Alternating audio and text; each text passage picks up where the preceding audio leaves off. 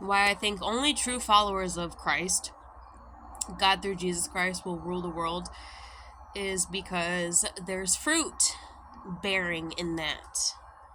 These other religions, these other groups, closely tied to me, Muslims, Cornwall, Crowley people, pagan.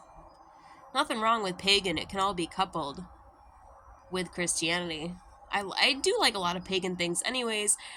I do believe the only true followers of Christ, true, because you know Christianity has its own little satanic segment, will rule the world. Because the mind creates the world, and the mind of true followers of Christ, militant with the Holy Spirit, are creating reality. And there's this illusion, and there's a lot of other people that are asking for your agreeance or belief that their illusion that they're in, whether it's Muslim or pagan or Crowley or whatever, witchcraft, is gonna be somehow successful, a small remnant. But if that small remnant couples with the power of God through Christ, they would no longer be the religion that they are. I'm laughing because it's so simple and absurd.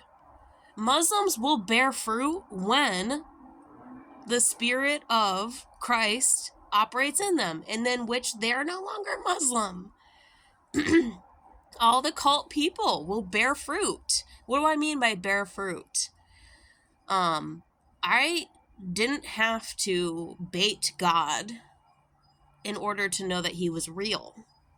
I didn't have to bait him. I didn't have to bait him into a trap of my doing in order to know that God was real. No, I just did God's will.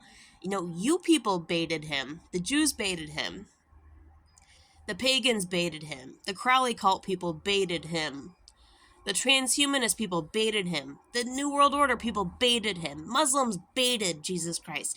You all baited him into knowing that he was real, coming against his people like me. I didn't have to bait anybody in order to find out God was real. I already knew God was real. That's why I had no fear in following his will, which was pretty freaking dangerous to an untrained eye. I didn't have to bait God into finding out he was real. I already knew he was real. And I'm not saying I'm better than you. We're just, I guess, a different species. And in my species, bloodline of Christ, obviously it was going to be easier for me. I believe that people are biologically intertwined with the religion or cult that they're following.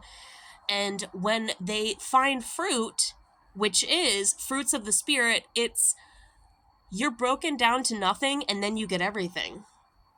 See, a lot of people can't be broken down to nothing out of fear, out of disbelief of Christ. If they did, they would no longer be in their religion or their cult. They would now be reformed by the Spirit. They'd be a new creation. So it's really quite absurd how simple it is. And it's really one common denominator that is the fruit of the Spirit, and it only comes through the covenant of God through Jesus Christ. So a lot of people have older kind of souls, and they're just well, we didn't like when God did that, but he did it. And there is only one all-powerful God above it all.